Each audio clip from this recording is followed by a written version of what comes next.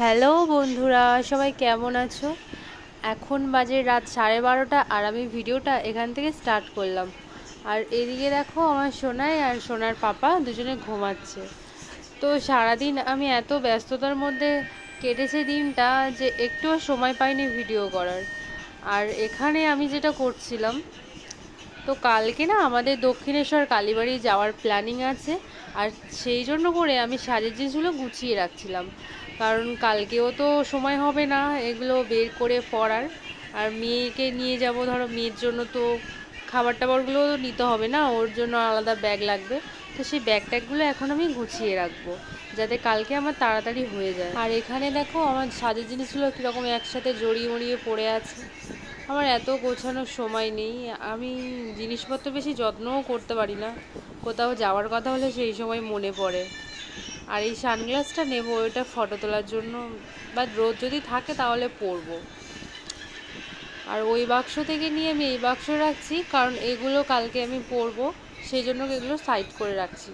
আর এর মধ্যে থেকে এই হাতের বালাটা পরবো। আর এই হাতের চূড়টা দেখলে, ওটা কিন্তু আমার বিয়েতে আমি এই হাতে চূড় পরেছিলাম। আর এই কানেরটাও, এই ঝুমকোটাও আমার বিয়েতে পরেছিলাম। 3 বছর হতে যায় এদের বয়স, এখনো ঠিকঠাক আছে।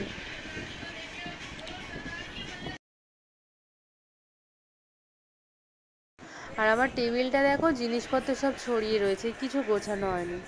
আর এই বোতলটা ভাই আজকে এনে দিয়েছে সোনাইয়ের জন্য।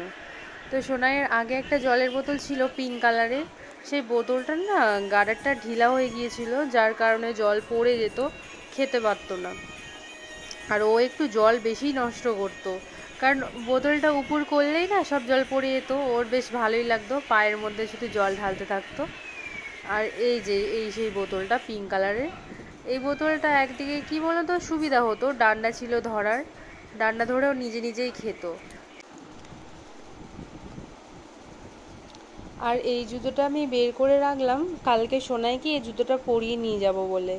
আর এইদিকে ঘড়িতে দেখো বন্ধুরা কটা বাজে, 12:45 হয়ে গেছে, কিন্তু আমার এখনো গোছানো শেষ হয়নি।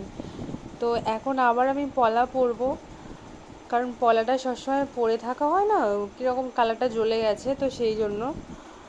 আর পলা পরে নেওয়ার পরও আমার অনেক কাজ বাকি আছে, এখনও আমি আলতা পরিনি, আলতা পরবো, তারপর মাথা আঁচড়াবো। আজকে শ্যাম্পু করেছিলাম, জট ছাড়ানো হয়নি, জট ছাড়াবো।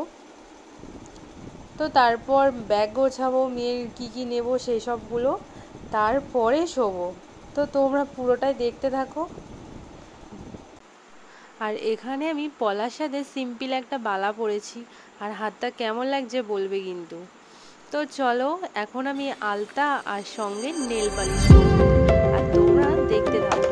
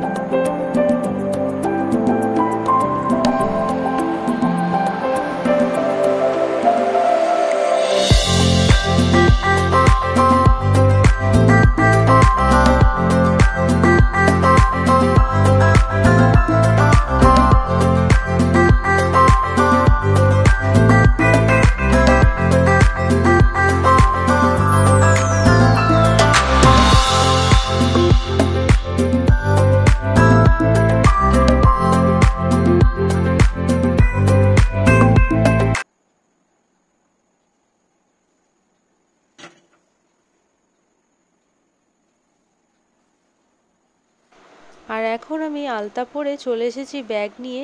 ব্যাগের মধ্যে আগে থাকতে ভরে রেখেছিলাম প্যাম্পার্স আর এই স্কার্টটা, ওকে কালকে পরিয়ে নেব সেই জন্য। আর নিয়েছিলাম দুটো এক্সট্রা ফ্রক আর গেঞ্জিও নিয়েছিলাম কটা। তো তারপর এই তোয়ালেটাও নিয়েছিলাম। আর এখন ব্যাগটা গোছানো হয়ে গেছে, বাকি রয়েছে দুধের বোতল আর ফ্লাক্সটা, ওটা মেয়ের দুধটা গুলে নিয়ে তারপর নিয়ে নেব। আর এখানে আমি আমার শাড়ি আর বরের জন্য একটা সাদা শার্ট আমি বের করে রেখেছি। তো এগুলো কালকে পরবে আর আমিও এটা পরবো। আর মেয়েও কিন্তু সাদা রঙেরই জামা পরবে, আমরা তিনজনে ম্যাচিং করে পরবো। ওর স্কার্টটা হয়তো আকাশি কালার, কিন্তু ওর স্কার্টের টপটা সাদা কালার। তো সব গোছানো শেষ, অবশেষে এখন আমি চুলটা নিয়ে বেঁধে নিই।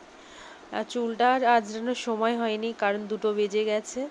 আর এরপর যদি আমি না শুই তাহলে ভোরের বেলা আমি আর কালকে হয়তো উঠতে পারবো না। তো সেই জন্য করে চুলটা জট না ছাড়িয়ে ওইভাবে আবার আমি খোপা করে নিলাম।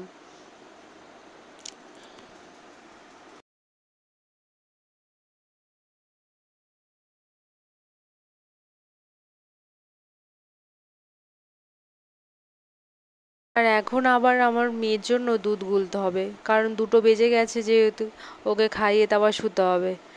তো কিছু করার নেই, বাচ্চা মানুষ করতে গেলে একটু তো কষ্ট করতে হবে। আর এদিকে আমার বড়ও উঠে গেছিল, উঠেই আমাকে বকছিল যে এত রাত হয়ে গেছে এখনো শোওনি, লাইটটাও অফ করনি, কালকে ভোরবেলা উঠবে কিভাবে? না যদি তুমি উঠতে পেরেছো তাহলে কিন্তু তোমাকে রেখে আমরা সবাই মিলে চলে যাব। তো আমি বললাম যে না না ঠিক আছে, আমি ঠিক উঠে যাব ভোরবেলা। তো বেশি কিছু আর বলেনি। তো যাই হোক, মেয়ের জন্য দুধ গোলা হয়ে গেছে আর এখন আমি মেয়েকে খাইয়ে তারপর শোবো। আর ভিডিওটা যদি তোমাদের ভালো লাগে চ্যানেলটাকে কিন্তু সাবস্ক্রাইব করে দিও। আর এতক্ষণ ধরে রাত জেগে ভিডিও করার জন্য একটা লাইক করে দিও। আর সবাই ভালো থাকবে, সুস্থ থাকবে, কাল আবার যেন সবার সাথে দেখা হয়। তো আজকেকার মতন টাটা, গুড নাইট।